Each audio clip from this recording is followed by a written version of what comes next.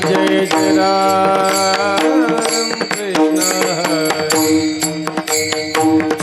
हरे हरे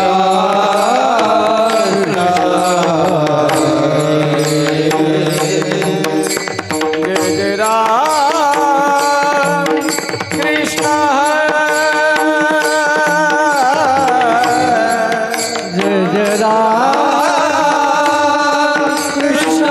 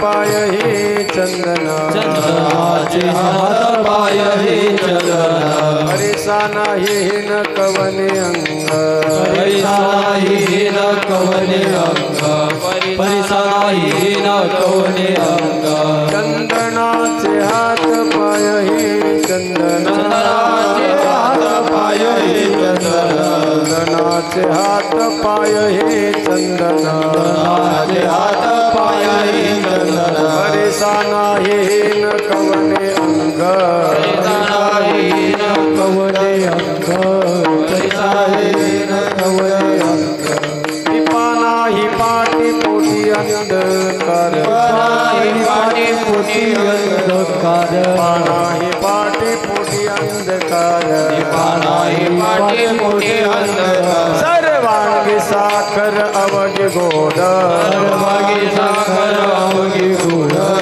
सर्वांगी साखर अवघी गोड, तुका म्हणे तैसा सजना पासो, सजना पासो, म्हणे तैसा सजना पासो, तैसा सजना पासो, पाहता व गुण मिळे तिला, पाहता गुण मिळे तिला, पाहता गुण मिळे तिला, दीपा नाही पाटी पोटी अंधकार,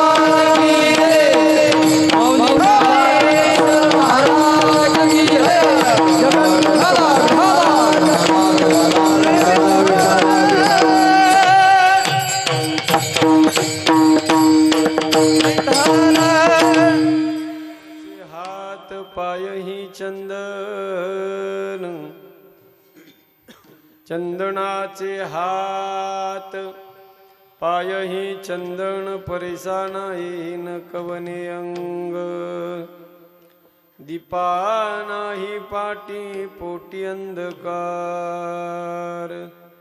सर्वांगी साखर अवघी गोड तुका म्हणे तैसा सज्जना पासोनी पाहता अवगुण मिळे चिना दीपा नाही पाटी पोटी अंधकार सर्वांगी साखर अवघी गोड नीलांबुज श्यामल कोमलांगम सीतासमारोपित वामभागम पानो महासायकचारुचापं नमामि रामं रघुवंशनाथं मंगल भवन अमंगलहारी प्रभंस दशरथ अजय बिहारी सिया राममय सब जग जानी करहु प्रणाम गौरी जुग पानी सिया राममय सब जग जानी करहु प्रणाम जोरी जुग पानी जय हनुमान ज्ञान गुण सागरी एक बीस जीव लोक उजागर राम दूती अतुलित बलधामा अंजनी पुत्र पवन सुत नाम राम सिया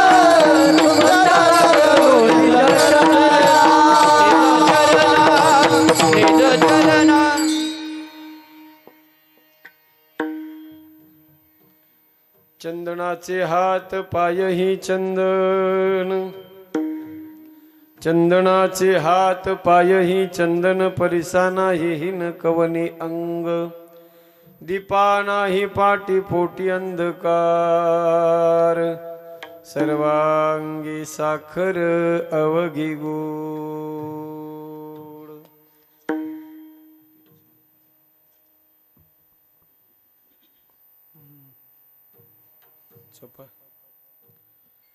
परम मंगलमय परात्पर अखिलेश्वर अकारण करुणावरुणालय भक्तवंचा कल्पतरु तळिद्वित विनिंदित पीतांबरधारी अखिल कोटी ब्रह्मांड नायक कर्तुम अकर्तुम अन्यथा कर्तुम परात्पर परमात्म्याच्या सेवेकरता गायलेला अभंग. महान भगवत भक्त वैराग्याचे मूर्तिमंत पुतळे देहुनिवासी ज्ञानेशी प्रिय श्रीमंत संत जगद्गुरु तुकोबारायांचा अत्यंत सुंदर गोड असा 3 चरणाचा अभंग असून प्रस्तुत अभंगाच्या माध्यमातून श्री तुकोबाराय साधूचं जीवन, संतांचं जीवन, नाम सज्जनाचं जीवन प्रतिपादित करतायत. विठ्ठला विठ्ठला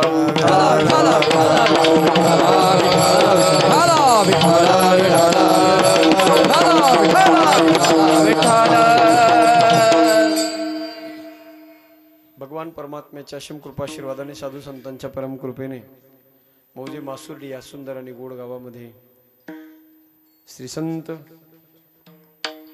रामप्रभू महाराजांच्या चरण रजाने पुनीत आणि पावन झालेली ही पुण्य पावन भूमी आणि महाराजांच्याच या पावन सानिध्यामध्ये संपन्न होत असलेला दिव्य आणि भव्य हा अखंड हरिनाम सप्ताह मोठ्या आनंदमय वातावरणामध्ये याही वर्षी हा सोहळा प्रारंभ झालेला आहे. आजचा दुसरा दिवस आहे.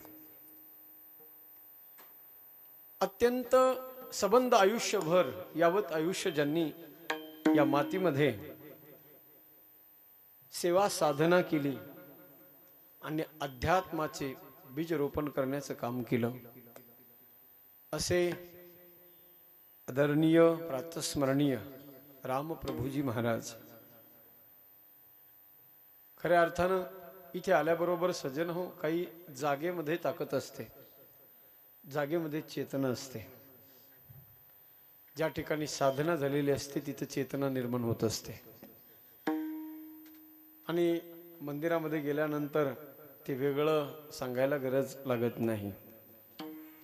अशा या पुण्य पावन भूमीमध्ये सेवेचं सद्भाग्य प्राप्त होते. ज्यांच्या माध्यमातून हे सेवेचं निमंत्रण प्राप्त झालं आमचे परमस्नेही गुरुजी, काय नाव सरांचं? अमोल दादा, अमोल महाराजांच्या माध्यमातून, शिवकेत महाराजांच्या माध्यमातून हे सेवेचं निमंत्रण माझ्यापर्यंत पोहोचलं. अत्यंत गोड सुंदर देखणं दृष्ट लागेल असं सुंदर आयोजन नियोजन सर्व ग्रामस्थ मंडळी सर्व कार्यकर्ते मंडळींनी गोड असं आखीव रेखीव स्वरूपामध्ये नियोजन केलेलं आहे. सर्व गावातील भजनी मंडळी, परिसरातील महाराजांवरती नितांत प्रेम करणारे सर्व भजनी मंडळी, सर्व पंचक्रोशीतील वारकरी संप्रदायावरती नितांत श्रद्धा असणारे आपण सर्वजण मोठ्या सश्रद्ध अंतकरणाने या ठिकाणी उपस्थित आहात. सर्व गायनाचार्य, मृदंगाचार्य मंडळी, आमचे यूट्यूबवाले दादा, साऊंड सिस्टमवाले दादा, पेटी मास्तर, आपण सर्वजण सर्वांच्या चरणी विनम्र भावे वंदन करतो. अभंग जगद्गुरु तुकोबारायांचा अत्यंत सुंदर गोड असा अभंग आहे आणि विशेषत्वानं माझ्या बरोबर आलेले महाराष्ट्रातील प्रसिद्ध मृदंगवादक पंडित सुभाषजी महाराज देशमुख गुरुजी यांचे शिष्य, ज्यांचं प्रतिष्ठान या ठिकाणी अत्यंत सुंदर असं गुरुकुल आहे, असे हरिभक्त परायण श्री दत्ताजी महाराज खिंडकर बाबा, आपल्यालाही मनापासून धन्यवाद. अभंग तुकोबारायांचा अत्यंत सुंदर गोड असा अभंग सज्जन होय. अभंगाच्या माध्यमातून श्री तुकोबाराय लक्ष देऊ नये का साधूचं जीवन, संतांचं जीवन, नाम सज्जनाचं जीवन आपल्या समोर मांडताय. साधूचं जीवन आपल्या समोर सांगत असताना तुकोबारायांनी त्या साधू जीवनाला, त्या संत जीवनाला, त्या सज्जनाच्या जीवनाला अनेक प्रकारच्या उपमा दिल्यात. वेगवेगळ्या प्रकारच्या उपमा देऊन त्या संतांचं जीवन अलंकृत करण्याचं काम माझ्या तुकोबारायांनी केलेलं आहे. रामप्रभूजी महाराजांसारखा पवित्र साधू जर आपल्या या गावामध्ये असेल सज्जन हो, तर त्या साधूच्या तसा विचार जर करायला गेलो तर साधूचं वर्णन, संतांचं वर्णन सामान्य माणसं तर सोडा, देवाला सुद्धा करता आलं नाही. भगवान परमात्म्याने श्रीमद भगवद्गीतेचं तत्वज्ञान अर्जुनाला सांगितलंय सज्जन हो. अर्जुनाला दिव्य भगवद्गीतेचं तत्वज्ञान सांगितलंय कशासाठी, तर त्याचं उत्तर एकच होतं, अर्जुनाच्या ठिकाणी झालेला जो मोह होता तो मोह घालवण्यासाठी. परंतु भगवद्गीतेचा सुद्धा प्रत्येक अध्यायामध्ये, भगवद्गीता खरी भगवद्गीता दुसऱ्या अध्यायाच्या 11व्या अध्यायापासून 11व्या श्लोकापासून सुरू होते. पण तिथून पुढे जे स्थित प्रज्ञाचं वर्णन केलेलं दुसऱ्या अध्यायामध्ये 18व्या अध्यायापर्यंत प्रत्येक अध्यायामध्ये साधूचं संतांचं वर्णन माझ्या भगवान परमात्म्याने केलंय. 9वा 12वा 15व्या अध्यायामध्ये तर हे सगळे संत वर्णन, साधूचं वर्णन आणि हे सगळे अध्याय लबावलब भरलेले आहेत. पण एवढं सगळं वर्णन करून सुद्धा, सगळ्या प्रकारच्या ठिकाणी वर्णन करूनही देवाला सुद्धा त्या साधूचं संतांचं नाम सज्जनाचं वर्णन करणं शक्य झालं नाही. देव सुद्धा त्या साधूचं वर्णन पूर्ण रूपाने करू शकत नाही. असा त्या साधूचा अधिकार महिमा आहे सज्जन हो. त्या साधूचं जीवन एक अनन्य साधारण जीवन आहे. त्या संत जीवनाला उपमा देत असताना माझ्या तुकोबाराने केविलवाना प्रयास केला. या अभंगामधून तुकोबाराने अनेक प्रकारच्या उपमा देऊन त्या संतांचं जीवन आपल्याला, त्या साधूचं जीवन आपल्या समोर मांडण्याचा प्रयत्न केलाय. तुकोबारा म्हणतात त्या साधूचं जीवन चंदनाप्रमाणे आहे. चंदनाच्या झाडाप्रमाणे त्या संतांचं साधूचं जीवन आहे. चंदनाच्या ठिकाणी जे गुण आहेत, तुका म्हणे गुण चंदनाचे अंगी तैसे तुम्ही जगी. जे गुण चंदनाच्या ठिकाणी ते संतांच्या ठिकाणी आहेत. आणि त्या गुण साधर्म्यता दिसल्यामुळे, त्या गुण साधर्म्यतामुळे संतांनी, तुकोबारांनी त्या संतांच्या जीवनाला चंदनाशी कंपेअर करण्याचा प्रयत्न केला. तुकोबाराय म्हणतात त्या साधूचं जीवन चंदनाप्रमाणे. चंदनाची उपमा का दिली त्याचं कारण आहे का सज्जन हो. या जगामध्ये त्या चंदनाला अनन्य साधारण महत्व आहे. या जगाच्या बाजारात आपण बघायला गेलो सज्जन हो, तर 2च वस्तू अशा ज्या तोळ्यावर विकतात. एक तर सगळ्याला माहिती सोनं चोपदार, दुसरी वस्तू चंदन आहे. काही माणसं म्हणतील महाराज तोळ्यावर विकतंय चंदन. हो, पण आपल्याकडचं चंदन तोळ्यावर विकत नाही. काही माणसाकडे आपल्याकडे असे लाकडं असतात मोठमोठे, वड्याला सापडतात आपल्याकडे चंदनाचे. त्या चंदन तस्कर लोक त्या झाडाला भोक्स पाडून त्याचे पर्सेंटेज चेक करतात.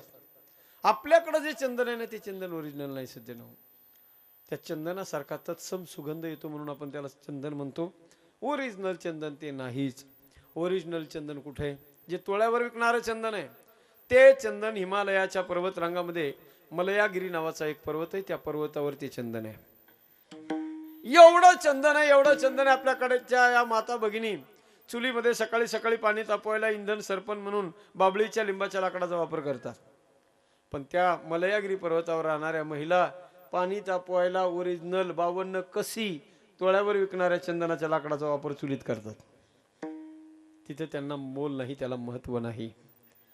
जास्त सहजतेने एखादी गोष्ट उपलब्ध झाली की त्या वस्तूचं मोल आणि महत्व राहत नाही. आपण व्यवहारामध्ये म्हणत असतो अतिपरिचयात अवज्ञा. अतिपरिचय झाला की अवज्ञा ही ठरलेली आहे. पण अतिपरिचयात अवज्ञा ही मन नाही सज्जन, हा श्लोक आहे. अतिपरिचयात अवज्ञा संतत गमनात अनादरो भवती. कशाप्रमाणे? मग उदाहरण दिलं शास्त्रकारांनी. मलया भिल्ल पुरंद्रही चंदनम काष्ट इंधनम कुरुते. अतिपरिचय झाला की अवज्ञा ठरलेली आहे. वर्षातून एखादा पाहुणा जर आपल्या घरी येणार असेल तर त्याचं आदरातिथ्य काही विशेष स्वरूपात केलं जातं. आणि तोच पाहुणा जर सकाळ संध्याकाळ आपल्या दारात येऊन बसायला लागला तर या माता भगिनी त्यांना सज्जन हो त्याला पाणी सुद्धा देत नाहीत. त्यांना जर म्हणला हो तुमच्या दारात पाहुणा आलाय जरा पाणी द्या, त्या म्हणतात जाऊ द्या रोजच मडण, पाणी सुद्धा नाही मिळत सज्जन. सहजतेने एखादी गोष्ट उपलब्ध होत असेल ना तर त्याचं मोल राहत नाही. ते जे ओरिजिनल चंदन तिकडं मिळते, आपल्याकडं नाही सज्जन. मग याचा अर्थ असा नाही ते चंदन तिकडं खूप प्रमाणात मिळते म्हणून ते फार स्वस्त आहे असं नाही. अत्यंत दर्जेदारपणा त्या चंदनाच्या ठिकाणी आहे. त्या चंदनाच्या ठिकाणी विशिष्ट असे प्रकारचे काही गुण आहेत म्हणून जगाच्या मार्केटमध्ये त्याला मार्केट व्हॅल्यू आहे सज्जन. या जगामध्ये अशा काही गोष्टी आहेत त्यांना या जगामध्ये अनन्य साधारण महत्व आहे. आपण जर पाहायला गेलो तर या जगामध्ये हिऱ्याला किंमत आहे, या जगात सोन्याला किंमत आहे, या जगात लोण्याला किंमत आहे, या जगात चंदनाला किंमत आहे. आणि माणसाचा विचार करायला गेलो तर या जगामध्ये सज्जनाला किंमत आहे. सज्जन माणसाला या जगात किंमत आहे. मग काही लोक प्रश्न करतील, महाराज या सगळ्यांना जी किंमत मिळाली ही किंमत यांनी स्वतःच वाढून घेतली का काय? नाही. हिरा हिऱ्याची किंमत स्वतः जगाला सांगत नाही, सोनं सोन्याची किंमत जगाला सांगत नाही, लोणी लोण्याचं महत्व जगाला सांगत नाही, चंदन चंदनाचं वैशिष्ट्य जगाला सांगत नाही, आणि सज्जन माणूस स्वतःचा मोठेपणा जगाला सांगत नाही. मग कुणी वाढवली यांची किंमत, कुणी वाढवलं यांचं महत्व? कशामुळे यांना किंमत प्राप्त झाली? ऐका, हिऱ्याचं महत्व या जगामध्ये वाढवण्याचं काम जर कुणी केलं असेल तर हिऱ्याची किंमत वाढवली या जगात गारांनी. गारा कळतात ना, गारगोटे डोंगरामध्ये सापडतात ते गारगोटे, शिरगोळे. गारांनी हिऱ्याची किंमत वाढवली सज्जन हो. ताकानं लोण्याचं महत्व वाढवलं, कडुलिंबाच्या झाडानं चंदनाचं महत्व वाढवलं, त्याचप्रमाणे दुर्जनांनी सज्जनाचं महत्व वाढवलं. हे मी स्वतः माझ्या मनानं नाही सांगत, संतांचे अनुभव आहे. त्या संतांना विचारा, महाराज आज तुमचं जीवन वंदनीय आहे, तुमचं जीवन. अरे एखादा साधू दिसला की माणसं आपसुकच त्या माणसाचं मस्तक समोरच्या त्या साधूच्या पायावर झुकल्याशिवाय राहत नाही. का लोक नतमस्तक होतात त्या साधू जीवनाला? कशामुळे एवढी किंमत मिळाली त्या संत जीवनाला? त्याचं कारण संत म्हणतात, आमच्यामुळं नाही, आम्हाला किंमत मिळाली दुर्जनांमुळे. म्हणून संत म्हणतात, अशी दुर्जन माणसं सुद्धा सज्जनाचं महत्व वाढवण्यासाठी, सज्जनाची किंमत वाढवण्यासाठी या जगात असले पाहिजे. सज्जन वडीत राहा तुम्ही असं, हा बारीक हलकं मस्त. असो खल ऐसे फार आम्हा तयांचे उपकार, करीती पातकाची धुनी मूल न घेता साबनी. ते दुर्जन माणसं, दुष्ट माणसं या जगामध्ये असले पाहिजे. महाराज कशासाठी दुर्जन पाहिजेत? संत म्हणतात, ती दुर्जन माणसं हे सज्जनाची निंदा करत असतात, आणि दुर्जन आणि सज्जनाची निंदा केल्यामुळे सज्जनाचे पाप रूपी कपडे धुवून जातात, शुद्ध होतो तो सज्जन. मग ते पाप स्वतःच्या मस्तकावर घेण्याचं काम तो दुर्जन करतो. हे सगळं करण्यासाठी काही चार्ज घेतो का? म्हणले काहीच नाही घेत. एखाद्या शिष्याला सांगितलं, दादा जरा कपडे धुवून आणतो, म्हणतो महाराज त्याला साबण पाहिजे. धोब्याला सांगितलं जरा इस्त्री करून आणा कपडे, ते म्हणतात पैसे पाहिजे. पण या दुर्जनाला जर विचारलं तर तो पैसे बी घेत नाही, साबण मागत नाही, फ्री ऑफ कॉस्ट. फुक्कट मध्ये तुमचे पाप रूपी कपडे चांगल्या माणसाचे दुर्जन लोक धुवून देतात. सज्जन हो कसे धुतात? तोंडामध्ये साबणाची वडी ठेवतात आणि रात्रंदिवस चांगल्या माणसाची दुर्जन माणसं निंदा करत राहतात. दुर्जनाने सज्जनाची निंदा केल्यामुळे त्या सज्जनाचे पाप रूपी कपडे आपोआप धुवून जातात. म्हणून सज्जन हो, व्यवहारामध्ये मन आहे, निंदकाचे घर असावे महाराष्ट्रात. शेजारी कुठे असलं पाहिजे? शेजारी असला पाहिजे निंदक. सगळ्याच लोकांनी चांगलं म्हणावं असं काही नाही, एखाद्याने वाईट बी कुणीतरी म्हणलं पाहिजे सज्जनो. पण निंदा करणारा निंदा शक्यतो करू बी नाही. निंदा करू नये, आणि निंदा कोणाची कानानं ऐकू सुद्धा नाही. तोंडानं निंदा करणं जेवढं महापाप आहे, दुसऱ्याची निंदा कानानं ऐकणं सुद्धा तितकंच महापाप आहे. पर निंदा सम अघन गरीसा, पण तो दुर्जन मात्र सज्जनाची निंदा करत राहतो. जशी जशी निंदा करेल तसं तसं चांगल्या माणसाचं महत्व वाढत राहते. सज्जन हो, त्या सज्जनाची किंमत वाढत राहते. व्यवहारामध्ये जर आपण बघायला गेलो, शेतामध्ये आपण कपाशीची झाडं नेऊन लावतो पावसाळ्यात. ते कपाशीची झाडं महिनाभर जर बघायला गेलो आपण, चोपदार तर चांगले कंबरे लागते. आपण लावलेले त्याला खत पाणी सगळं घालत असतो. आपण त्याला पाणी घालायची गरज नाही, खत असतंच. कमरे एवढे झाडं चांगले ते 1-1.5 महिन्यामध्ये वाढतात. पण ऐका सज्जन, आपण लावलेले असतात म्हणून ते वाढतात. पण न लावलेलं बिना कामाचं बेकार गवत सुद्धा लावलेल्या झाडाच्या अवतीभोवती उगवते. जास्त वाढ कोणाची? बिना कामाच्या गवताची वाढ जास्त आहे. मग हुशार शेतकरी काय करतो? आपण लावलेलं झाड मजबूत झालं पाहिजे, आपण लावलेला पौधा मजबूत झाला पाहिजे, त्यासाठी हुशार शेतकरी त्याच्यामध्ये वखर घालतो, पाळ्या मारतो. पण काही काही गवत इतकं चिकट असते ते नेमकं बुडाला जाऊन चिटकलेलं असते, निघतच नाही ते. मग हुशार शेतकरी माणसाचं काम तिथं संपून जातं. मग ते गवत काढायला डिपार्टमेंट कोणाचं? महिला मंडळी. झाडाच्या बुडात जे चिटकलेलं गवत आहे ते कशाने काढतो आपण? खुरप्याने खुरपून काढायचं. काही भागामध्ये त्याला खुरपणं असा शब्द आहे गुरुजी, आणि काही भागामध्ये, आमच्या भागामध्ये संभाजीनगर एरियामध्ये गेलात तर त्याला निंदणं असा शब्द आहे. काय? निंदणं. महिला मंडळी आपल्याकडे म्हणतो आपण खुरपायला गेल्या, पण तिकडं निंदायला गेल्या. ते तण, ते गवत, ते तण हो निंदलं पाहिजे, तरच ती शेती मजबूत होते. हे मी नाही सांगत. निवडावे तण, शेती करावी जतन, शेती करावी जतन, शेती करावी जतन.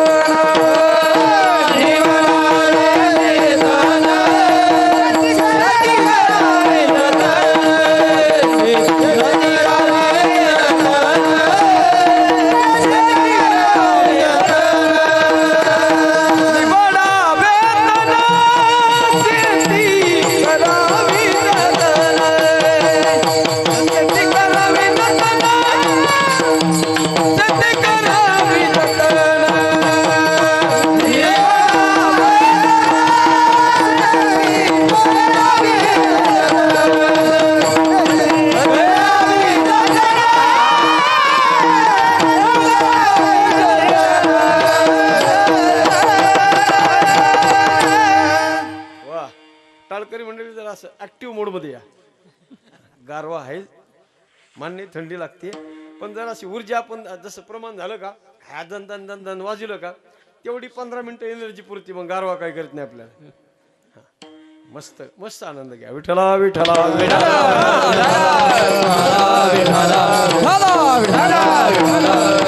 निवडावे तण, शेती करावी जतन. तण निवडल्याशिवाय शेती जतन होऊ शकत नाही. तसं आपल्याही जीवनामध्ये सज्जन, चांगल्या माणसाच्या जीवनामध्ये कुणीतरी निंदल्याशिवाय त्याच्या जीवनाला परिपूर्णता प्राप्त होत नाही. म्हणून माझे संत म्हणतात, अरे असा कुणी दुर्जन, असा निंदक तुमच्या जीवनामध्ये सुद्धा कधी भेटलाच तर त्या दुर्जनाचा, त्या निंदकाचा तिरस्कार करू नका. त्याला आनंदानं घरी घेऊन या, प्रेमानं जेवू घाला आणि आदरानं वाट लावा. तुका म्हणे त्याचा प्रीती आदर करासाचा. आदराची, प्रेमाची वागणूक तुम्ही त्या दुर्जनाला द्या. माझ्या संतांनी, सज्जन हो, शास्त्रकारांनी सुद्धा त्या दुर्जनाचा तिरस्कार केला नाही. वंदन करत असताना पहिलं वंदन शास्त्रकारांनी कुणाला केलंय? दुर्जनम प्रथमम वंदे सज्जनम तदनंतरम. पहिलं वंदन दुर्जनाला, नंतर चांगलं काम जर करायचं असेल सज्जन हो, कामात काही विक्षेप येऊ नये असं वाटत असेल ना, जो माणूस टांग आडवी घालतो का पहिलं त्याला वंदन करा. दुर्जनम प्रथमम वंदे सज्जनम तदनंतरम. चांगल्या माणसाला पुन्हा महत्व द्या तुम्ही, पहिलं दुर्जनाला महत्व द्या. माझ्या संतांनी त्या दुर्जनाचा कधी तिरस्कार केला नाही सज्जन हो. संत कधी दुर्जनाचा तिरस्कार करत नाहीत आणि भगवंत सुद्धा कधी दुर्जनाचा तिरस्कार करत नाही.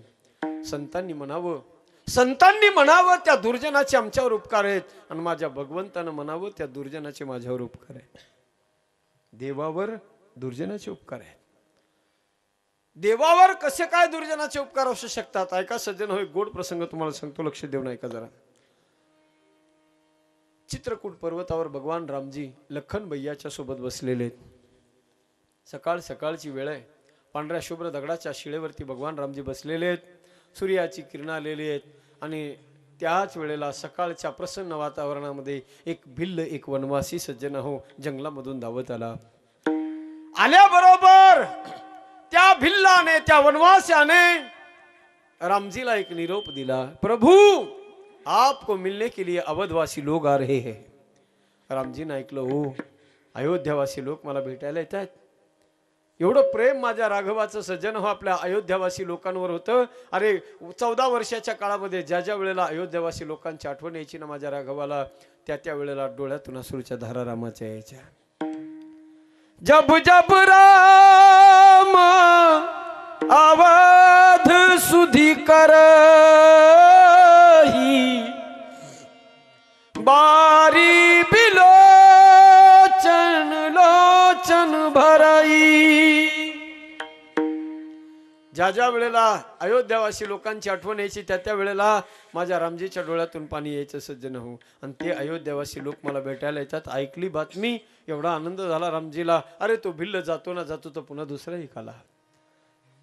एक आई अस कहा बहोरी सेन संग चतुरंगिनी थोरी.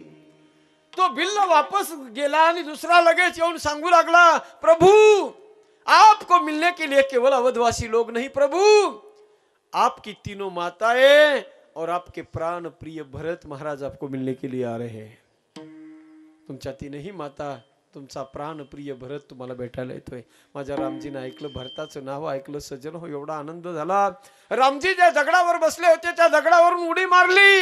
अरे ज्या दिशेनं लोक येतात त्या दिशेनं भगवान रामजी धावू लागले. सगळ्या लोकांच्या नजरा रामावरती खेळल्यात.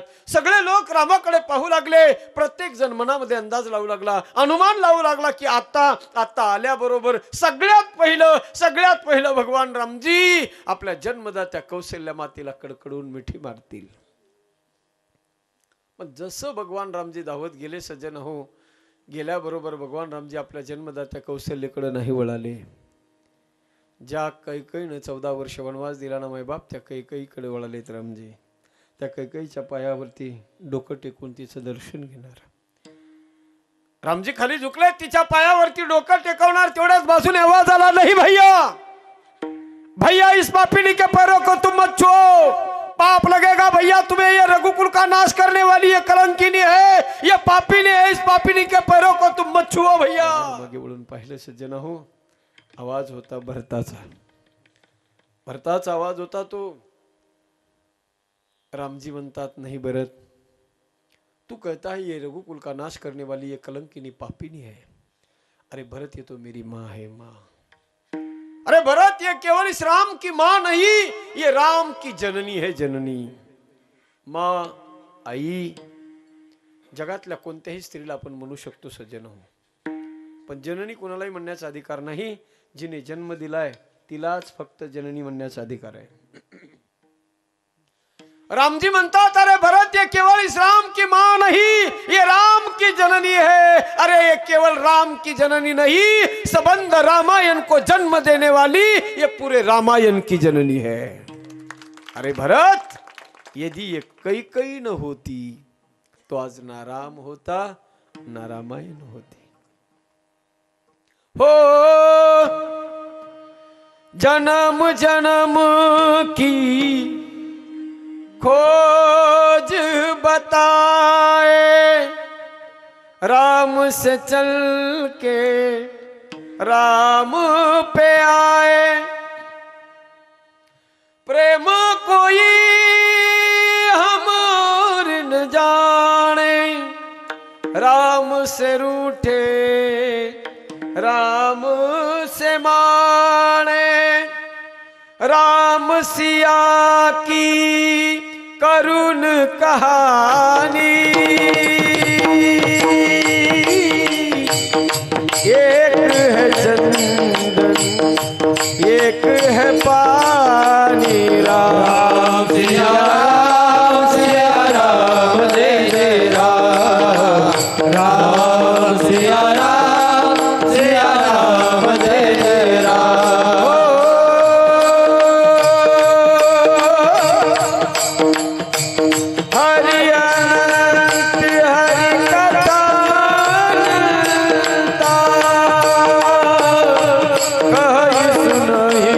सब विधि सब संता.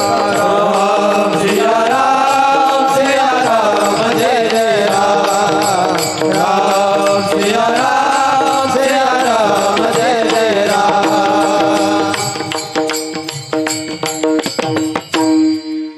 रामजी भरताला म्हणतात, अरे भरत, नजर ही कैकई नसती ना ताज ना राम असताना रामायण नसती.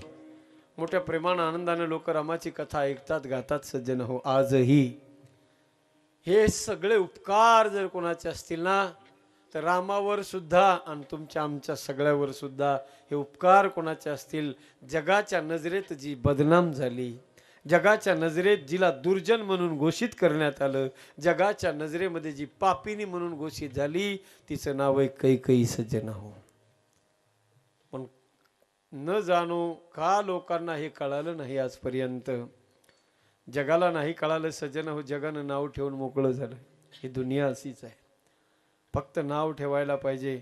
जराशी उणीव दिसली की लोक नावं ठेवून मोकळे होतात, पण त्या पात्राचा पूर्ण विचार केला पाहिजे. देवानं तोंड दिले ना लोकाला नाव ठेवण्यासाठी नाही सज्जन हो. दुसऱ्याला नाव ठेवण्याच्या आधी आपण आपलं आत्मपरीक्षण केलं पाहिजे. माझ्यामध्ये काय कमी अवगुण देवानं भरवलेत का? माझ्यात काय कमी अवगुण आहेत का म्हणून मी दुसऱ्याला नाव ठेवू? दुसऱ्याला नाव ठेवण्याचा अधिकार नाही. कैकेयी जगाच्या नजरेमध्ये बदनाम झालेलं पात्र आहे. रामजी म्हणतात, अरे भरत, अशी जननी या संसारामध्ये दुर्लभ आहे. सुनु जननी, सुनु जननी, सुनु जननी सोई सुत बड़भागी,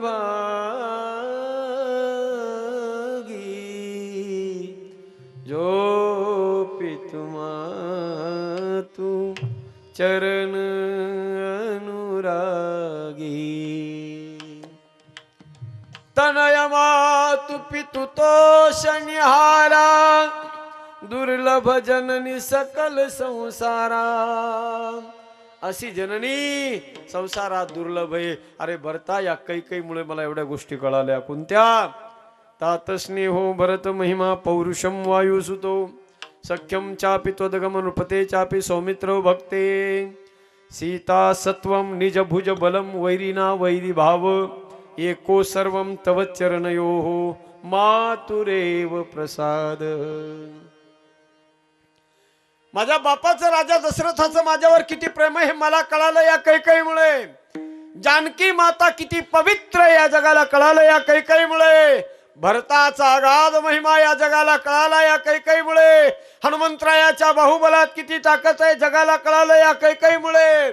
शत्रूशी कसं वागावं हे मला कळालं या कैकेयीमुळे. अरे कैकेयी हे पात्र जगाच्या नजरेत बदनाम झालेलं आहे. जगानं तिला दुर्जन म्हणून घोषित केलेलं आहे. पण मायबाप माझे प्रभू रामचंद्र म्हणतात, त्या कैकेयीचे माझ्यावर अनगणित उपकार आहेत. काय नेमके उपकार केलेत? प्रसंग फार मोठा आहे, कीर्तनात सांगायसारखं नाही. तो हे कथेतला मॅटर कथेतच सांगितलं पाहिजे. हे भलं मोठं मग ते चराट लांबलं, लोक म्हणतील महाराजाला कीर्तन येत नव्हतं, कथाकारच होते का नुसते. ते कुठं डोकं लावतील साहेब, लोक सांगता येत नाही. विठ्ठला विठ्ठला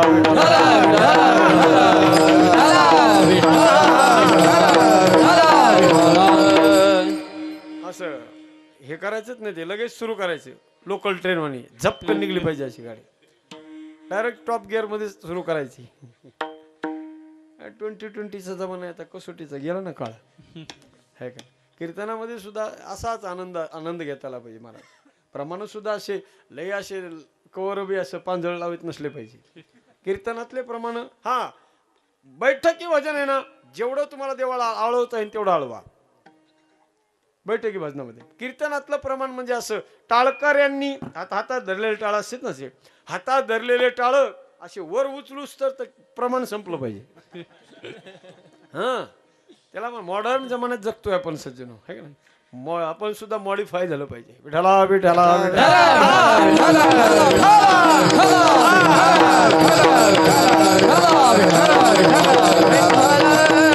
भगवंतानं म्हणावं सज्जनावं, त्या दुर्जनाचे माझ्यावर उपकार आहेत. आणि संतांनी म्हणावं आमच्यावर सुद्धा त्या दुर्जनांचे उपकार आहेत.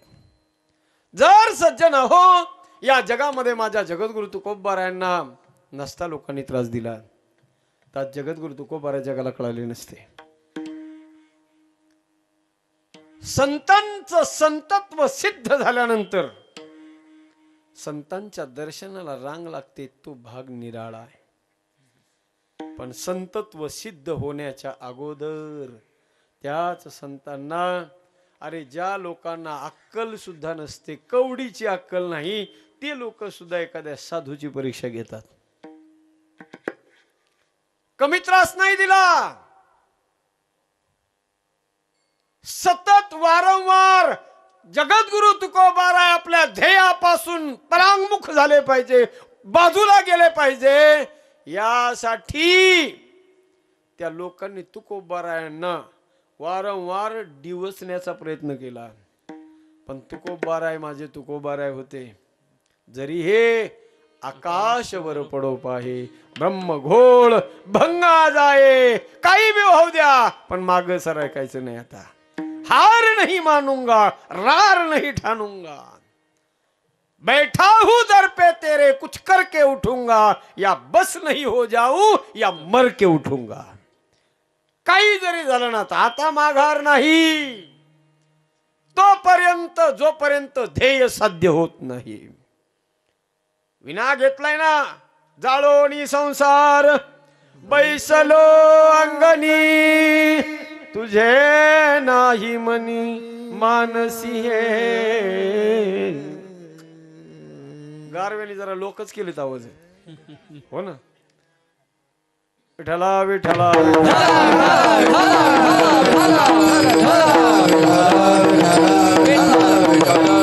संसाराच्या नावे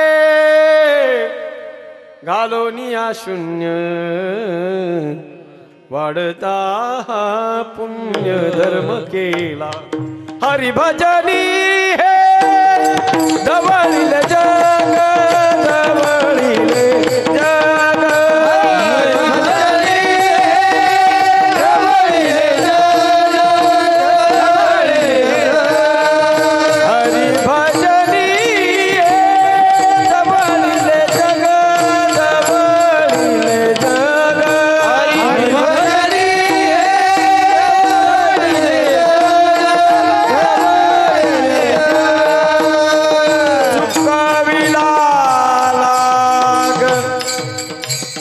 कळे काळाचा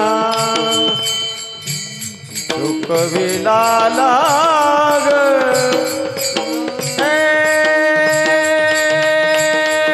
चुकविला चुकविला लाग, चुकविला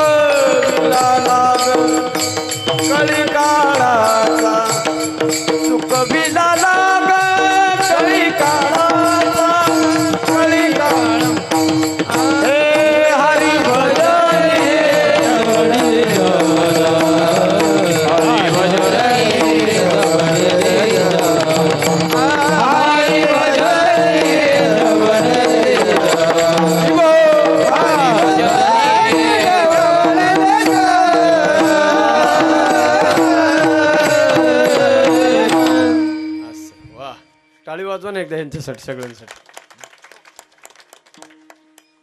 ते माणसं तिकडे इकडे इतक्या लांब कोपऱ्यात कोण बसलेत, मला त्याचाच प्रश्न समजा ना मला नेमकं. इथं पुढे जागा आहे हो मायबाप, आज नका येऊ, उद्यापासून या इथे पुढे बसा. यांना काय टेन्शन येतं काय कीर्तनकार लोक असे टाळ्या वाजवा म्हणलं की मग असं नका करत जाऊ. पुरुष मंडळीने पुढे बसलं पाहिजे, लक्ष देऊन कीर्तन ऐकलं पाहिजे. कीर्तन टाइमपास नाही महाराज. जीवनामध्ये एक जरी वाक्य कीर्तनात मिळालं ना तर जीवन पूर्णपणे बदलून टाकण्याची ताकद आज या कलियुगात कशात असेल तर ती कीर्तनात ते लक्षात घ्यायचं. तेव्हा गावकऱ्याचे पैसे लय मोठे झाले आणि त्यांचे उधळपट्टी करतायत, ते हे डोक्यातून काढून टाका. या जगामध्ये माणसाला बदलवण्याचं ताकद जर कशात असेल तर फक्त कथा आणि कीर्तनात आहे सध्या. बाकी कशावर लोकांचा विश्वास नाही राहिला. म्हणून होईल तेवढं खरा आनंद कीर्तनाचा घ्यायचा असेल ना, घरदार सोडून तुम्ही येताच ना राव. एवढ्या लांबून गारव्या गुरव्याचं बाईकवर याच्यावर सगळ्यांनी येता, तुम्ही सगळेजण कीर्तन ऐकायलाच येतात. मग इतक्या लांब बसून का, जवळ बसून आनंद घ्या. एकदा फक्त ट्राय करून बघा एखाद्या कीर्तनात.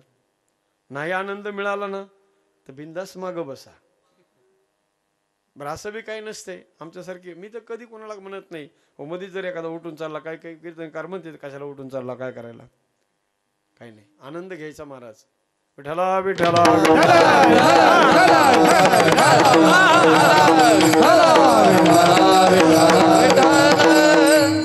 संसारावर तुळशी पत्र ठेवून ज्या वेळेला माझे तुकोबारायांनी अध्यात्माची कास धरली, परमार्थाच्या मार्गानं मार्गक्रमण करायला सुरुवात केली ना जेव्हा, त्यावेळेला लोकांना सज्जन हो, अरे एका सामान्य परिवारातून निघालेलं व्यक्तिमत्व माझे तुकोबाराय. चांगल्या त्या काळातल्या मातब्बर लोकांना ते काय सहन झालं का गुरुजी? अजिबात नाही.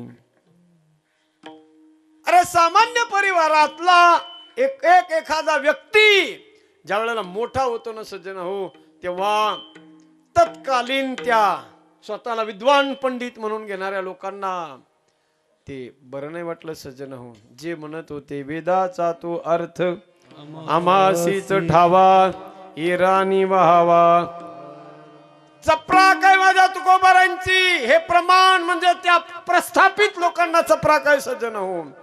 ठामपणे छाती ठोकपणे तुकोबारांनी म्हणावं, अरे वेद वेद काय म्हणतो हे आम्हाला विचारून घ्या, आम्हाला विचारा, आम्ही सांगतो वेदाचा अख्खा अर्थ मी तुम्हाला सांगतो.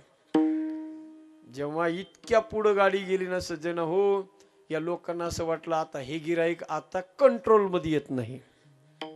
काही काही माणसं कुठं अडवतील सांगता येत नाही पुढं पळणाऱ्या माणसाला. लय अवघड महाराज. या दुनियाचं गणित, याचं नावच दुनिया आहे. ही एकिया नाही, ही दुनिया आहे. डबल अँगलनी चलते दुनिया. मोठा अवघड गणित आहे. चोपदार सांभाळून राहत जा जरा. विठ्ठला विठ्ठला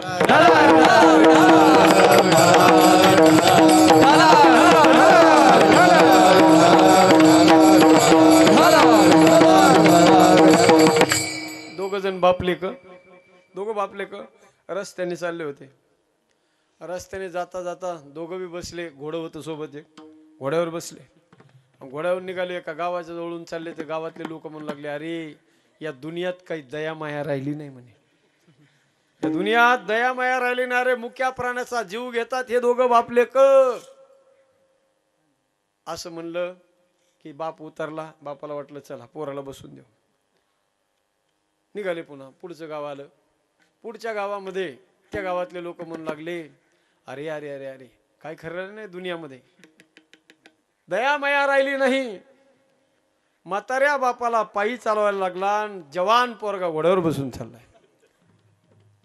बाप बसला, पोरग खाली पायी चालायला लागलं. पुन्हा प्रतिक्रिया बदलली. शेवटी दोघही खाली पायी पायी पायी चालू लागले. लोक म्हणू लागले, बघा घोडं असून सुद्धा पायी पायी चालू लागले, आकलीच नाही त्यांना. वैतागले बापले का दोघं बी. नदी आली, मासुर्डीच्या जवळ जवळ आले. नदी आली, पूल नाही का तो, त्या पुलावून घोडं घेतलं दिलं नदीत टाकून. दुनियाचं गणित जगाला कुणाला लागत नाही महाराज, लक्षात घ्या. ज्या वेळेला तुकोबाराय माझे तुकोबाराय आपल्या ध्येयाच्या दिशेने अग्रसर होत होते ना, त्यावेळेला या प्रस्थापित लोकांना सहन नाही झालं. काही काही माणसं बघा तुम्ही, एखादा माणूस जर मोठा व्हायला लागला ना, त्याची कोंडी करण्याचा प्रयत्न करतात. कुठं तरी कोंडी करतात. शेतात बांधच अडवतील, त्याला शेतातच जाऊ द्यायचे नाहीत. कुठं ना कुठं तरी. अरे किरकोळ कारकोळ या सगळ्या गोष्टी जरा व्यापकता असली पाहिजे मनाची. जेव्हा कुठंच आता फकड माणसाला कुठं घेरतील माणसं सांगा बरं. संसारिक माणूस असेल एखादा, जमीनवाला असेल तर रस्त्यात पाणी सोडून देतील. ऊस चालला की त्याच्या रस्त्यात पाणी सोडून देतील. काहीतरी कुठाने करतील, त्याचं फ्यूज जाळून टाकतील, मोटर जाळून टाकतील. हे बाकीचे कुठाने माणसं करतील. पण जो फक्कड माणूस आहे, ज्याने संसार पहिलाच आधीच काढी लावली, त्याचं काय करतील? हा, पण त्याला सुद्धा घेरण्याचा प्रयत्न केला. ऐका, अरे माझ्या जगद्गुरु तुकोबारायांनी आपल्या आयुष्यात कमावलेली जेवढी प्रॉपर्टी होती, सगळी प्रॉपर्टी त्याचे दस्तावेज तुकोबारायांनी स्वतः इंद्राणीच्या डोहात नेऊन बुडवले होते. पण त्या लोकांना माहिती होतं एक प्रॉपर्टी बुडवली तुकोबारायांनी, पण खरी प्रॉपर्टी आणखी शिल्लक आहे. ज्याच्या जीवावर एवढं सीना ताण के एवढं छाती ठोकपणे तुकोबाराय बोलतात, ती प्रॉपर्टी होती सज्जना हो अभंग गाथा. अभंगाचा गाथा तुकोबारायाच्या जवळ आहे. त्याच्या जीवावर एवढे हेवड्या मारतायत. त्या लोकांच्या लक्षात आलं ह्या अभंगाचा गाथा जर आपण बुडून टाकला, हे जर संपून टाकलं तर कशाच्या जीवावर उड्या मारणार तुकाराम महाराज. घेतला अभंगाचा गाथा दगडासहित इंद्रायणीच्या डोहात नेऊन बुडवला सज्जन हो. ऐका मायबाप, ज्या वेळेला आपल्या हातानं सगळी संपत्ती बुडवली तेव्हा दुःख नाही झालं, पण ज्या वेळेला अभंगाचा गाथा इंद्रायणीच्या डोहात लोकांनी बुडवला 13 दिवस उपवास केला तुकोबारायाने. 13 दिवस. कारण माझ्या तुकोबारायाला माहिती होतं की अभंगाचा गाथा नाही बुडवला या लोकांनी, जगाचं तत्वज्ञान बुडवलंय. तुकोबारायांना ती गोष्ट सहन झाली नाही सज्जन हो. आणि माझ्या तुकोबारायांनी तिथे पुरुषार्थ केला. पुरुषार्थ तुकोबाराय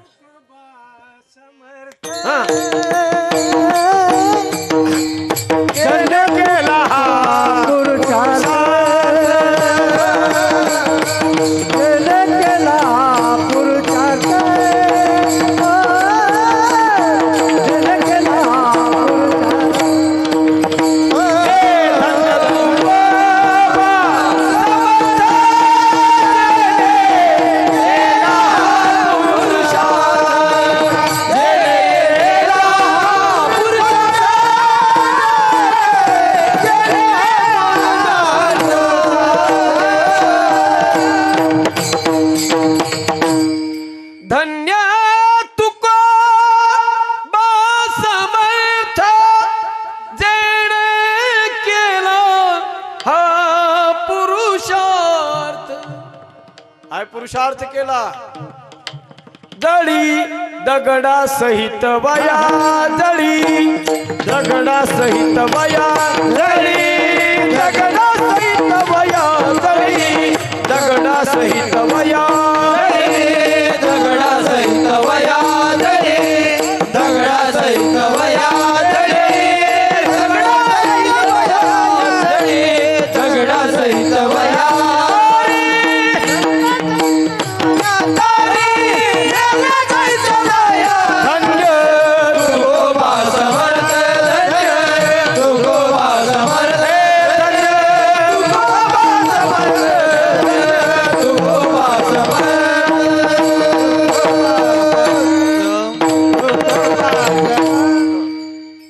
चालू असलं की दोन्ही पकवाज वाजवायचे. दोन पकवाज लावण्याचा हेतू एवढाच आहे, रिदम तयार झाला पाहिजे. तिथे कॉम्पिटिशन थोडंच तुमच्या दोघांमध्ये. विठ्ठला विठ्ठला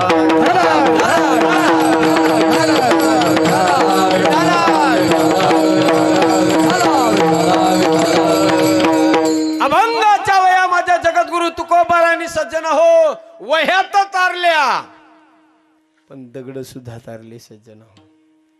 दगड पाण्यावर तारतात ही किमया माझ्या जगद्गुरु तुकोबारायांची या जगाला कळाली कुणामुळं. जर सज्जन हो ऐका, त्या काळातल्या दुर्जन नसतं, जर माझ्या तुकोबारायांना छळण्याचा प्रयत्न त्या दुर्जन लोकांनी नसता केला तर आज जगद्गुरु तुकोबारायांचा अलौकिक आविष्कार जगाला कळाला नसता. कोण तुकोबाराय? जगण्याचा पाया चालण्याचे बळ, जगण्याचा पाया विचाराची कळ, तुकाराम तुकाराम. जगण्याचा पाया चालण्याचे बळ,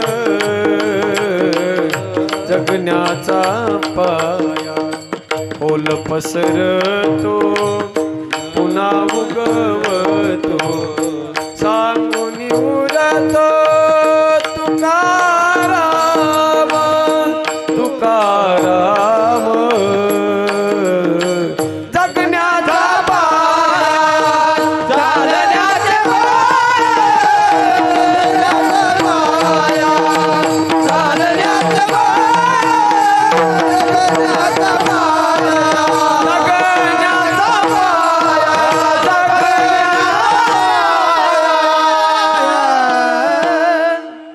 जगण्याचा आधार, चालण्याचं बळ माझे तुकोबार आहेत हे जगाला कळालं त्या दुर्जनांमुळे.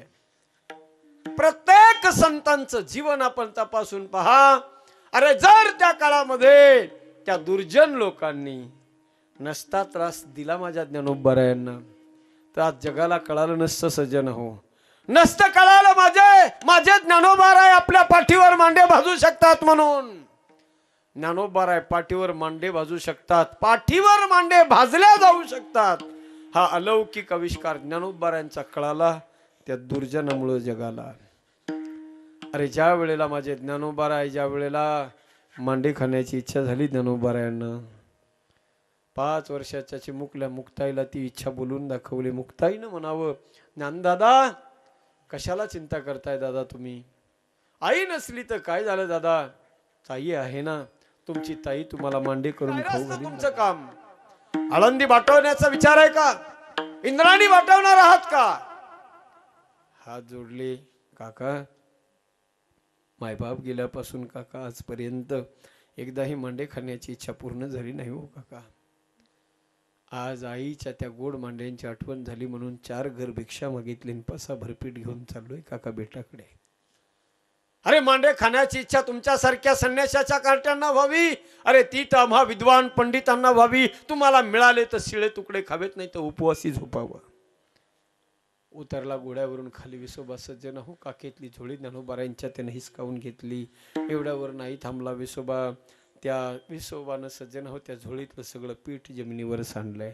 ती झोळी हाताने फाडून टाकली आणि सांडलेलं जमिनीवरचं पीठ आपल्या पायातल्या खेटरानं त्याला माती मोल करायला सुरुवात केली. ज्या वेळेला तो विसोबा ते पीठ माती मोल करत होता सज्जन हो माझ्या ज्ञानोबारायांच्या डोळ्यातून गळगळा सुरूच्या धारा सुरू झाल्या. सांगणार कुणाला ते दुःख सज्जन हो. अरे ज्यांना दुःख सांगायचे ते मायबाप आमच्या लेकरांना आमच्या माघारी तरी न्याय मिळेल म्हणून जगाचा निरोप घेऊन केव्हाच निघून गेले होते. डबडबल्या डोळ्यानं माझ्या ज्ञानोबारायानं ते पीठ भरलंय सज्जन हो. तसंच ते पीठ त्या झोळीमध्ये टाकलं. माती मोल झालेलं पीठ ज्ञानोबारायांनी भरलंय ते आणि ज्ञानोबाराय सिद्ध बेटाकडे निघाले. 5 वर्षाची चिमुकली मुक्ताई वाट पाहत होती. आता माझा ज्ञानदादा येईल, माझ्या ज्ञानदादाला मी गोड गोड मांडे करून खाऊ घालीन. जसं ज्ञानोबाराय जवळ आले मायबाप आल्याबरोबर पाहते मुक्ताई ज्ञानोबारायच्या डोळ्यातून अश्रूच्या धारा दिसल्या. धावत आली मुक्ताई. ज्ञानोबारायच्या कमरेला तिने कडकडून मिठी मारली. विचारते दादा, ज्ञानदादा का रडताय दादा? मारलंय का तुम्हाला कुणी? शिव्या दिल्यात का दादा? वाईट बोललंय का तुम्हाला कुणी? ज्ञानदादा ज्ञानदादा ज्ञानदादा ज्ञानदादा दादा दादा. 5 वर्षाची चिमुकली मुक्ताई माझी सज्जन हो ज्ञानोबारायांना कडकडून मिठी मारून विचारते दादा मारलंय का हो दादा तुम्हाला? शिव्या दिल्यात का कुणी? सांगा ना दादा. का रडताय? बोला ना हो दादा. माझे ज्ञानोबाराय सज्जन हो मुक्ताईला हृदयाला लावलं, डोक्यावरून हात फिरवला आणि सांगितलं ग मुक्ते गरीबाचं भाग्य गरीब असतं मुक्ते. आज असं वाटलं होतं की माय बापाच्या माघारी आज तरी मांडे खायला भेटतील. अगं मुक्ते आळंदी गावात गेलो, 4 घर भिक्षा मागितली, पसाभर पीठ घेऊन बेटाकडे निघणार होतो. रस्त्यानं येता येता तो विसोबा भेटला आणि त्यानं सगळं पीठ माती मोल केलं ग, माती मोल केलं. सज्जना हो झोळी बाजूला टाकली. ज्ञानोबारायांनी कुटियामध्ये प्रवेश केला आणि सांगितलं मुक्ती आता या जगाचं तोंड बघण्याची इच्छा राहिली नाही. गेले ज्ञानोबाराय सज्जन हो. आतमध्ये जाऊन भीम मुद्रा सिंहासन लावलं, समाधी लावली आणि माझ्या मुक्ताईनं पाहिलं. ताटीचं दार ज्ञानोबारायांनी बंद केलंय. 5 वर्षाची चिमुकली मुक्ताई सज्जन हो धावत गेली. दरवाजा वाजवते दादा, ओ ज्ञानदादा दार उघडा हो दादा, दार उघडा. दादा तुमच्यासारख्या महान संतांनी जर दादा असं ताटीचं दार बंद करून आतमध्ये बसलं ना दादा या जगाचे ज्ञानाचे दार कायमचे बंद होतील. ज्ञानेश्वरी सारखा महान ग्रंथ या जगाला भेटणार नाही दादा. 5 वर्षाची चिमुकली मुक्ताई विनंती करते सज्जन हो. योगी पावना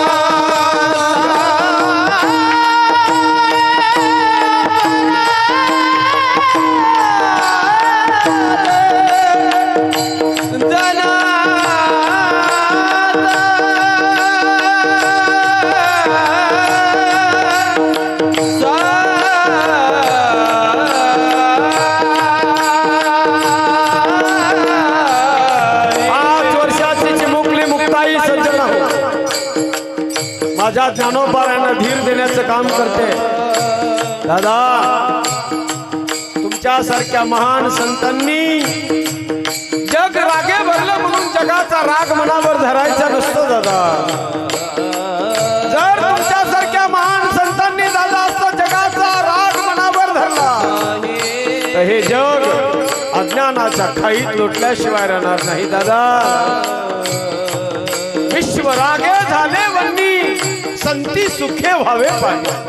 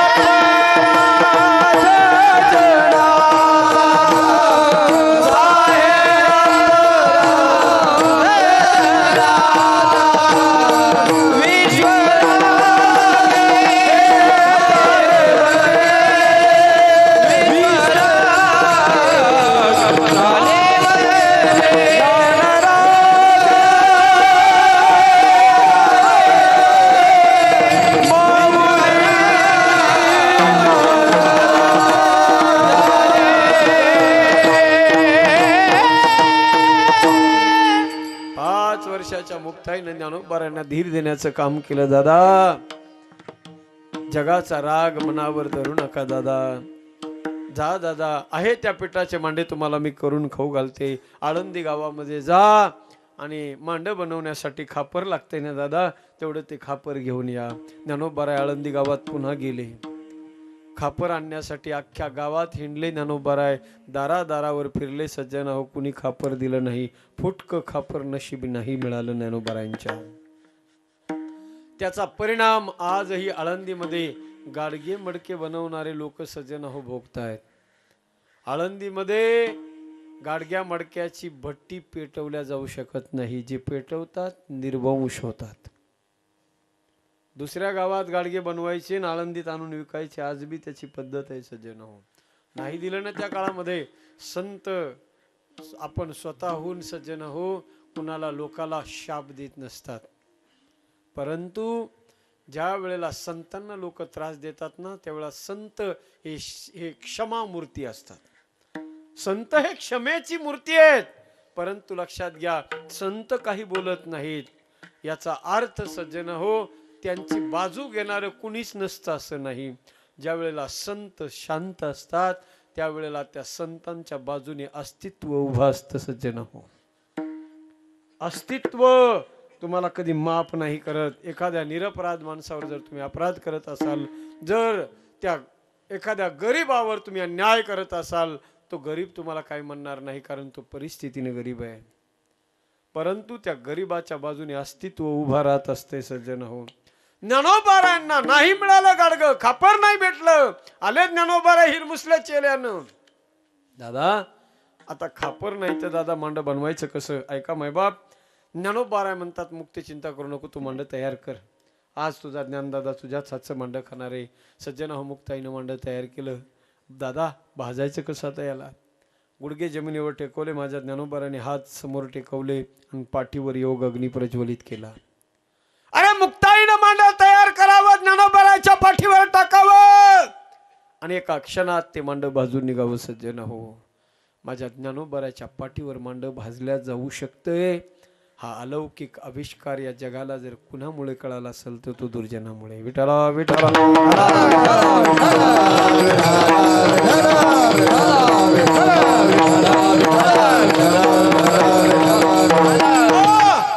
म्हणून जिथं दुर्जन आहे तिथं सज्जन असतात, जिथं सज्जन आहे तिथं दुर्जन आहे. अयोध्या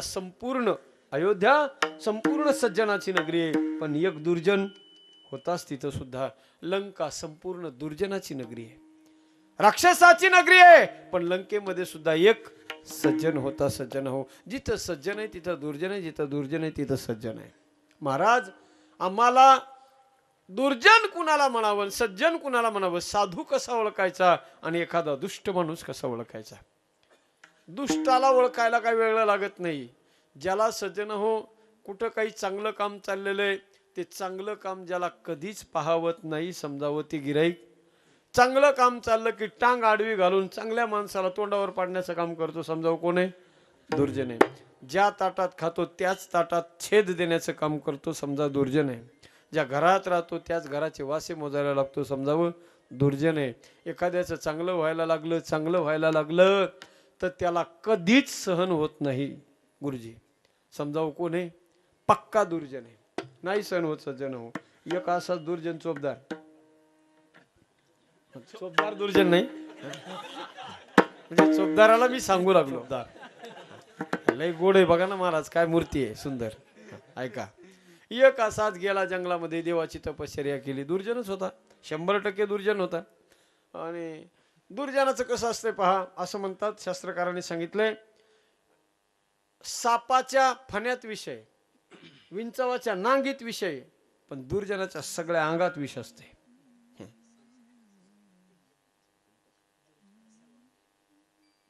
काय दुर्जन सर्वांगी, वा क्या बात आहे. आणखी एक सुभाषित आहे, मला आठवण्यात येतं आपल्या ह्याच्यातले भंडारकराच्या पुस्तकामधलं सुभाषित आहे ते. असू द्या, तुम्हाला अर्थ समजला हे महत्वाचं आहे. ऐका, गेला तो दुर्जन सज्जनावर लक्ष द्या. जंगलामध्ये गेला तपश्चर्या करायला, भगवान परमात्म्याला प्रसन्न करून घेतलं. भगवंताने विचारलं, बोल भक्ता काय पाहिजे सांग.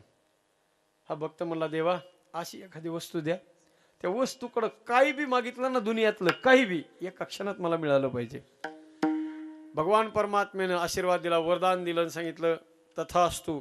एक शंख दिला, शंख, आणि शंख भक्ताकडे देऊन टाकला आणि सांगितलं, बघ भक्ता, हा शंख घे, घरी जा, देवघरात ठेव.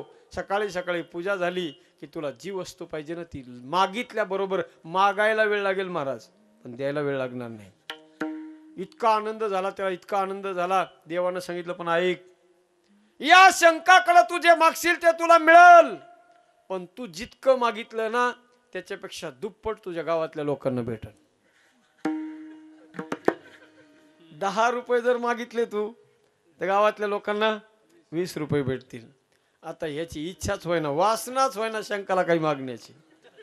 महिनाभर पडून राहिला शंख, 2 महिने नुसता पूजा करायचा, काही मागितलं नाही महाराज त्याने, काहीच मागितलं नाही. आता एक दिवशी त्याला जायचं होतं गावाला. बायकोला सांगितलं जाता जाता, म्हणला, हे बघ, या शंखाची पूजा कर रोज नित्यनेमाने, मी येईपर्यंत कर, आणि हा चुकून सुद्धा या शंखाकडे काही मागू नको. तिला माहिती होतं या शंखाकडे जे मागितलं ते मिळते. ओ, नवरा निघून गेला. दुसऱ्या दिवशी पूजा आटोपली. बायको मनात विचार करू लागली, माझा नवरा नुसताच मला म्हणतोय म्हणे या शंखाकडून जे मागितलं ते मिळतं. आता 2 महिन्याचा काळ गेलाय तरी काही मागितलं नाही, याचा अर्थ काही भेटतच नसेल. म्हणली, मनात तिच्या विचाराला एकदा ट्राय करून बघू आपण. गेली शंखाच्या जवळ, पूजा आटोपलेली होती. शंखाच्या जवळ गेली, हात जोडले प्रार्थना करू लागली. म्हणली, शंखा शंखा, माझ्या या झोपडीचा भला मोठा बंगला होऊ दे. आता मागायला वेळ होती महाराज. एका क्षणात झोपडीचा काय झाला, एअर कंडिशन बंगला झाला, एअर कंडिशन बंगला. आता हिच्या झोपडीचा एक बंगला झाला, पण गावातल्या लोकांचे एका एका घराचे 2-2 बंगले, एका माणसाला 2-2 बंगले. काही माणसं म्हणतील असा भक्त मासुर्डीत पाहिजे होता, फुकट बंगले झाले. 2-2 बंगले झाले. 2 दिवसानंतर हे महाशय गावाला गेलेले वापस आले. गावाच्या फाट्यावर उतरला की लगेच लक्षात आलं त्याच्या, सगळे गावातले बंगले पाहिले की टूप पेटली. मला नक्की होम मिनिस्टरची कमाल आहे म्हणलं आपल्या. 3च चिपडा डोळा चमकिलाय म्हणे हो. त्याच्या लक्षात आलं, पक्क घरी आला, एवढा टेन्शन मध्ये, ताणामध्ये आला. बायकोला नको नको ते बोलला महाराज. इतका बोलला. बायको म्हणले, बस करा, कुठपर्यंत सहन करायचं म्हणे. अरे पाऊस आला तर लोकांच्या दारामध्ये रात्र बसून जागावं लागत होतं. हो, काय करू म्हणे, मागू नको तर काय करू. घेतला म्हणे एक बंगला मागून. हा म्हणला, अगं चंडाळी, तो एक मागून घेतला, पण लोकाला फुकट 2-2 झाले ना. 2 महिने मी मागत नव्हतं, त्याचं कारणच हे होतं. त्याला सहनच व्हायना महाराज, असा लट उडायला लागला. सहनच व्हायना. गेला पुन्हा शंखाच्या जवळ. म्हणला, शंखा शंखा, माझ्या बंगल्याच्या चौकात, चौक असतो ना बंगल्याचा, असं मध्ये माझ्या बंगल्याच्या चौकात भली मोठी एक खोल विहीर होऊ दे. याच्या बंगल्यात एक झाली, गावातल्या लोकांच्या एका बंगल्यात दोन विहिरी झाल्या. दोन विहिरी. एवढ्यावर हे महाशय थांबले नाही. पुन्हा गेला शंखाच्या जवळ, म्हणला शंखा माझा एक डोळा जाऊ दे. याचा एक गेला, गावातल्या लोकांचे दोन्ही गेले. गाव आंधळ केलं आणि घराच्या बाहेर पडले लोक की त्या विहिरीत पाडू अख्खं गाव मारलं त्यांनी. महाराज एक माणूस ठेवला नाही. याला म्हणावं खानदानी दुर्जन, पक्का दुर्जन म्हणावं याला, पक्का दुर्जन. विनोदाचा भाग सोडून द्या. दुर्जनाचं काही देणं घेणं नाही आपल्याला. महत्व आहे सज्जन हो सज्जनाचं. साधू संत कुणाला म्हणावं? प्रेम जब अनंत हो गया, राम राम संत बन गया.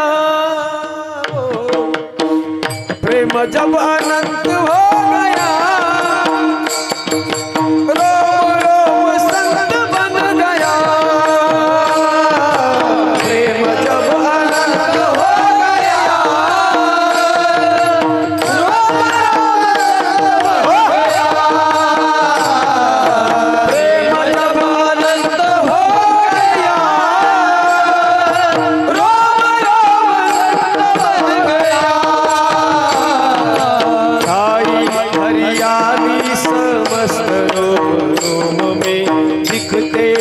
राम जी व्यापक है रोम अपना सिया संत हो गया. राम राम संत हो गया. प्रेम जब अनंत हो गया, राम राम संत हो गया. प्रेम जब अनंत हो गया, राम राम संत हो गया.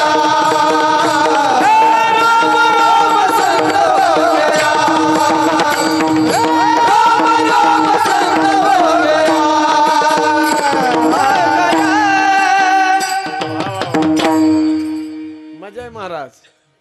कीर्तनातला ब्रह्मानंद काय असतो तो हेच आहे, दुसरं काय नाही. ब्रह्मी ब्रह्मरस शेवू सदा.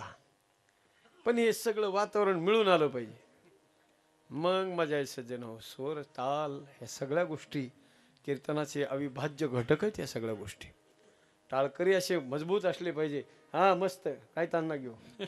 हा लय भारी भेटले टाळकरी आज. विठ्ठला विठ्ठला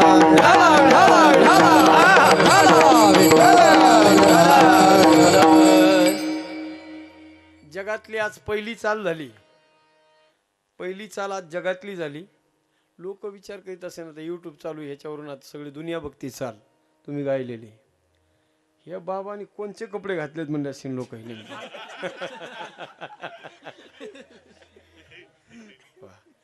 ही आपली वस्तुस्थिती, खरं अस्तित्व आहे सज्जन हो. हे असं काही नाही. मस्त आहे बाबा, भजन करायचंय. हा आनंदानं प्रेमानं भजन करायचं. याला काय सज्जन हो. एवढ्या गारव्यामध्ये, एवढ्या थंडीच्या कडाक्यामध्ये आपण कीर्तनाला येऊन बसतोय. याच्यापेक्षा आणखी परमार्थाची उपलब्धी काय असली पाहिजे सज्जन हो. आज या धावपळीच्या युगामध्ये रिमोट हातामध्ये सज्जन हो 100, 150, 250 चॅनल हो चेंज करायला क्षणाक्षणाला. पण अशा कंडिशनमध्ये कीर्तनाविषयी प्रेम आपल्या अंतःकरणात आहे. मी म्हणेल आजही परमार्थ जिवंत आहे, याची ही पावती आहे महाराज. म्हणून ऐका, संत जीवन आपल्याला पाहायचंय. कोण असतात संत, कसे असतात संत, कुणाला म्हणावं साधू. माझे तुकोबार आहे अभंगाच्या पहिल्या चंदनाचे हात पाय हे चंदना, चंदनाचे हात पाय हे चंदना,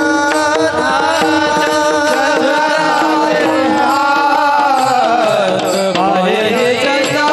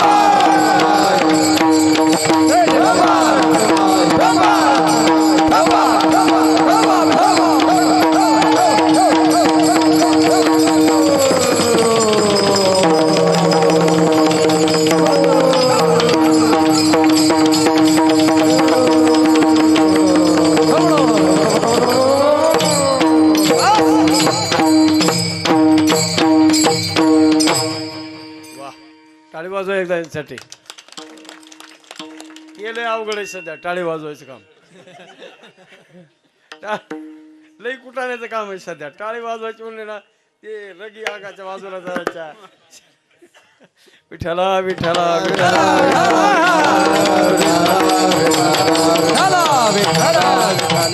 मस्त गोड प्रमाण दिलं महाराजांनी. नंतरची चाल भारी. चंदनाचे हात पायी चंदन चंदनाचे हात हरी पायही चंदन. वा टाळी वाजवा महाराजांसाठी स्पेशल वाजवा एकदम मस्त. कसं जीवन आहे त्याचं संतांचं सज्जनाचं जीवन कसं आहे ऐका ऐका. तुकोबाराय म्हणतात चंदनाचे हात पायही चंदन परिसा नाही हिन कवनी अंग. पहिल्या चरणामध्ये तुकोबाराय त्या संतांचं जीवन सांगत असताना चंदनाची उपमा देतात. आता लक्ष द्या. चंदनाची उपमा का दिली त्याचं कारण आहे का सज्जना हो. तुकोबाराय म्हणतात चंदनाच्या ठिकाणी काही विशिष्ट गुण आहेत. गुण कोणते गुण आहेत. पहिला चंदनाचा गुण आहे का आपल्या सहवासात सानिध्यात येणाऱ्या प्रत्येक झाडाला चंदन चंदन बनवून टाकते. संतांचं जीवनही तसंच आहे. आपणा सारिखे करीती तात्काळ नाही काळ वेळ तया लागी. पहिला चंदनाचा गुण आहे. चंदनाचा दुसरा गुण स्वतः ते झिजते.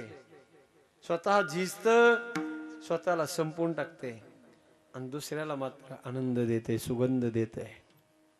स्वतः संपून जाते दुसऱ्याला आनंद देते. अरे जी माणसं स्वतः संपून जातात आणि जगाला मोठं करतात ना ते संत असतात सज्जन. आनंद या जीवनाचा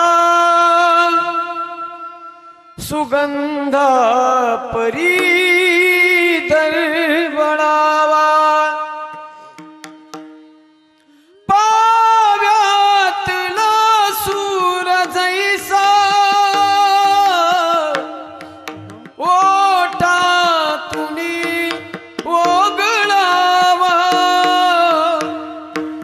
आनंद या जीवनाचा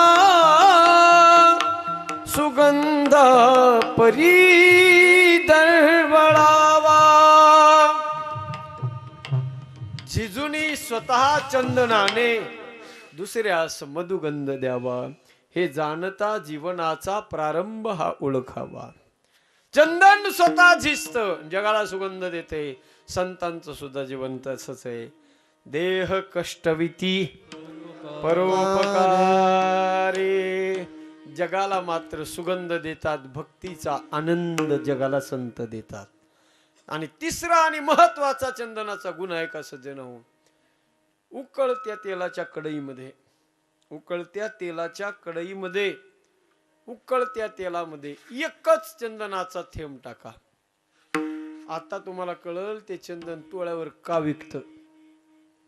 उकळत्या तेलाच्या कढईमध्ये एक ओरिजिनल 52 कशी चंदनाचा थेंब जर टाकला तर संपूर्ण उकळत्या तेलाला बिलकुल थंड करण्याची ताकद एकाच थेंबात आहे सज्जन. तसं संत सुद्धा संसाराच्या तापाने तप्त झालेल्या जीवांना संतांचा एक शब्द सज्जन हो पूर्ण जीवन शांत करण्याची ताकद संतात आहे. म्हणून तुकोबाराय म्हणतात संतांचं जीवन चंदनाप्रमाणे. पण जरा तुकोबाराने ही उपमा पाहिजे तितकी भावली नाही.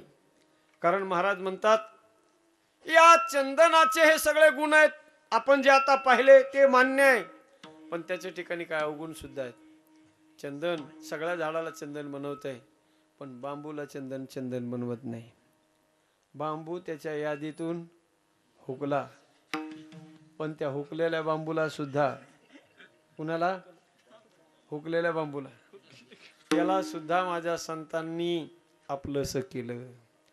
बांबू चंदनाच्या यादीतून हुकला पण संतांच्या यादीतून नाही हुकला बांबू. संतांनी त्याच्यावर सुद्धा कटाक्ष केलं. वारकरी संप्रदायाची भागवत धर्माची पताका त्या बांबूमध्ये घातली.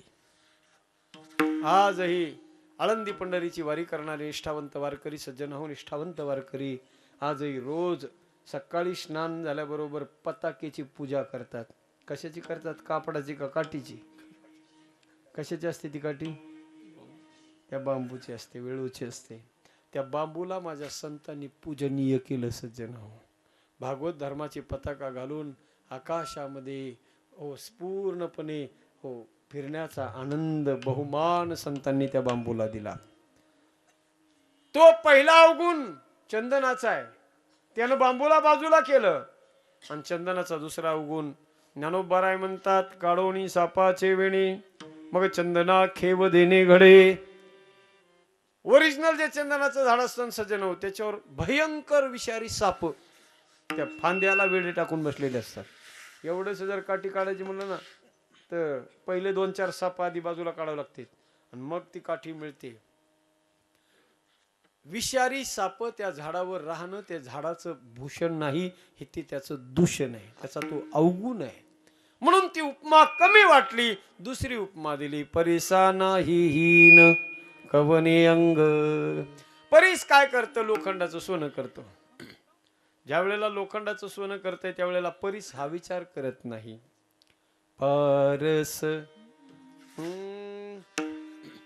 अवगुण चितना धरो मध्यम हमारे हरि अवगुण चितना धरो. परीस सज्जन हो, लोखंडाचं सोनं करत असताना हा विचार करत नाही की हे लोखंड जुनं गंजलेलं लोखंड आहे, या गंजलेल्या लोखंडाचं सोनं मी कसं करू. नाही करत. स्पर्श झाल्याबरोबर परिसाचा स्पर्श झाला की ज्या लोखंडाला 5 रुपये किलोने कोणी विचारत नाही, त्याची किंमत, त्याचं वेटेज वाढण्याची ताकद हो तयार होते त्या परिसाच्या स्पर्शाने. सोनं होतं, त्या गंजलेल्या लोखंडाचं सोनं होतं. मी म्हणेल सज्जन हो, असे आजपर्यंत कित्येक गंजलेले लोखंड संतांचं सानिध्य त्यांना प्राप्त झालं. आणि सज्जन हो, तुमच्या आमच्यासारख्या गंजलेल्या लोखंडाचा सोनं झालं. संतांचा स्पर्श झाल्यानंतर, स्पर्श झाला सज्जन हो दगडाला माझ्या संतांचा, स्पर्श झाला दगडाला माझ्या तुकोबारायाचा, त्या दगडाच्या शिळेचं मंदिर बनलंय. स्पर्श झाला माझ्या ज्ञानोबारायांचा खांबाला, आज खांबासाठी स्पेशल निवासा या ठिकाणी मंदिर तयार झाले. स्पर्श झाला माझ्या ज्ञानोबारायाच्या निर्बुद्ध रेड्याला, तर त्या रेड्याचं सुंदर मंदिर आळेफाट्याला बनलंय सज्जन. ही ताकद संतांच्या स्पर्शामध्ये आहे. पण ती उपमा बी जरा कमी वाटली परिसाची, कारण संत म्हणतात परीस फक्त लोखंडाचं सोनं करतो, खापरा परीस काय करी. खापराचं सोनं नाही करू शकत परीस, पण माझ्या संतांनी कुणालाच ठेवलं नाही सजन, दगडाचं सुद्धा सोनं केलंय. लोखंडाचं सोनं होईल यात नवल नाही, दगडाचं सोनं आहे, दगडाचं. आज लाखो लोक नेवास्याला जातात सज्जन हो, आणि त्या दगडाचं दर्शन घेतात. दगड म्हणून का देव म्हणून? देवाचा दर्जा दगडाला मिळवून दिला माझ्या संतांनी सज्जन हो. म्हणून ती 2 नंबरची उपमा कमी वाटली. तिसरी उपमा दिली, दीपा नाही पाटी पोटी अंधकार सर्वांगी साखर अवघी गोड.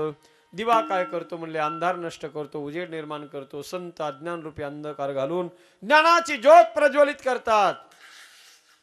पण दिव्याच्या ठिकाणी सुद्धा अवगुण दिसला सज्जन हो. दिवा अंधार गिळतो आणि नंतर उजेड देतो. बंद खोलीमध्ये लाईट बंद करून नुसता दिवा लावा, दारं बंद करा, खिडक्या बंद करा आणि रात्रभर झोपा, सकाळी नाकात बोट घालून बघा काय होते. काळी काजळी आपल्याला दिसते सज्जन हो. दिव्यानं तो अंधार गिळलेला असतो, नंतर तो बाहेर टाकतो. अंधार गिळणं हा दिव्याचा अवगुण आहे. ती उपमा कमी वाटली. सर्वांगी साखर अवघी गोड हो. संत म्हणतात साखरेसारखे संत आहेत. कोणत्याही अँगलने साखरेला खाण्याचा प्रयत्न करा, साखर तुम्हाला गोडच लागणार, गोडच लागणार. पण ती सगळ्यांनाच गोड लागते असं नाही. कधी कधी गुरुजी साखर कारखान्याच्या चेअरमनचा आणि साखरेचा 36 आकडा असतो. सगळ्याला जमत नाही. डायबिटीस वाल्याला साखर जमत, साखरेचा अवगुण आहे. पण माझे तुकोबार आहे म्हणतात, किती बी शोधून पहा तुका म्हणे तैसा सजना पासोनी, तुका म्हणे तैसा सजना पासोनी,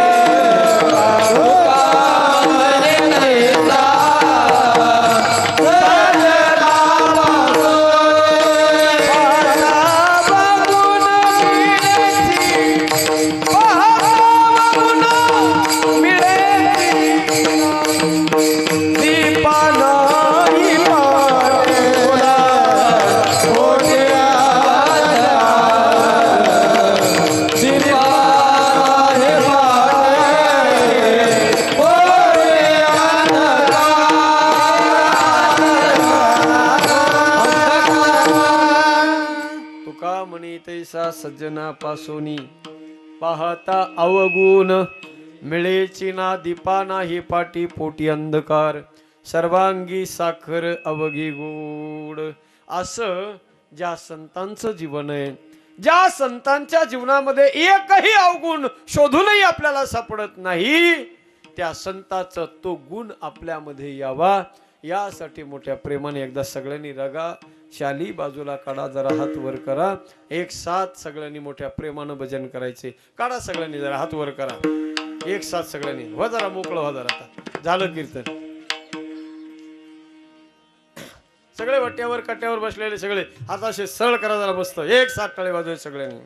ज्ञानोबाराया माझ्या तुकोबाराया,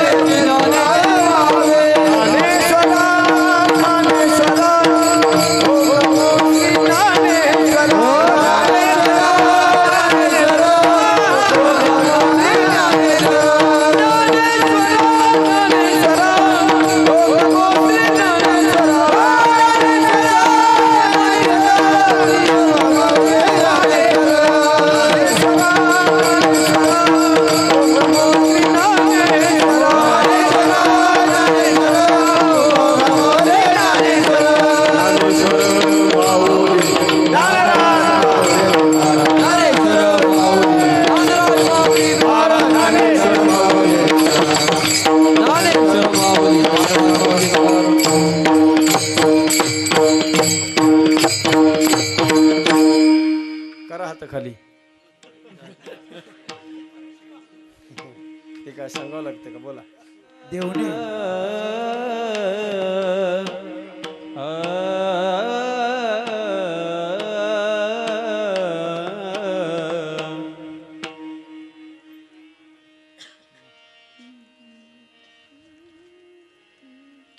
तुका म्हणे तैसा सज्जनापासून तुका म्हणे तैसा सज्जनापासून तुका म्हणे तैसा सज्जनापासून तुका म्हणे तैसा सज्जनापासून तुका म्हणे तैसा सज्जनापासून तुका म्हणे तैसा तुका म्हणे तैसा सज्जनापासून तुका म्हणे तैसा सज्जनापासून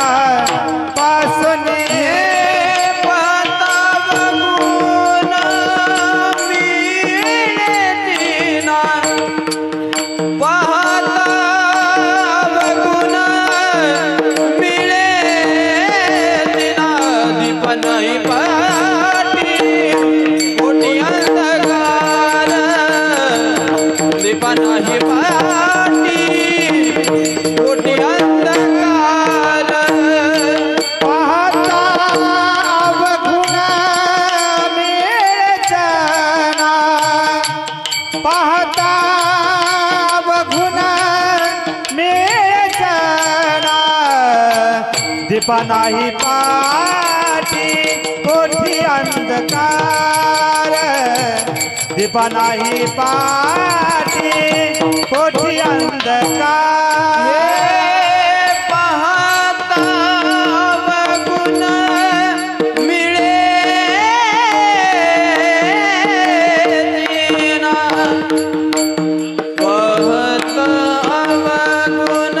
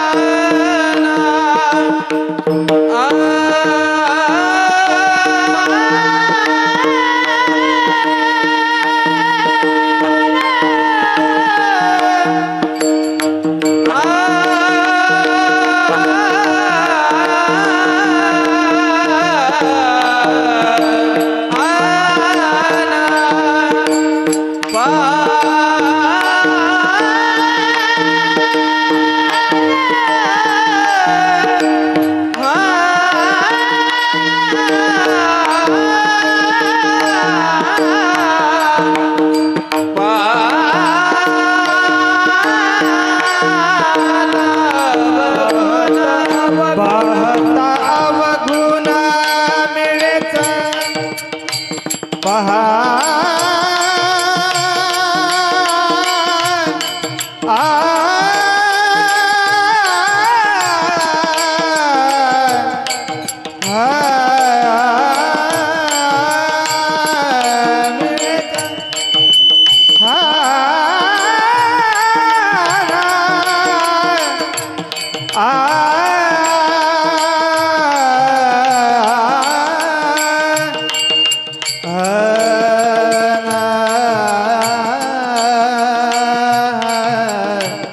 आ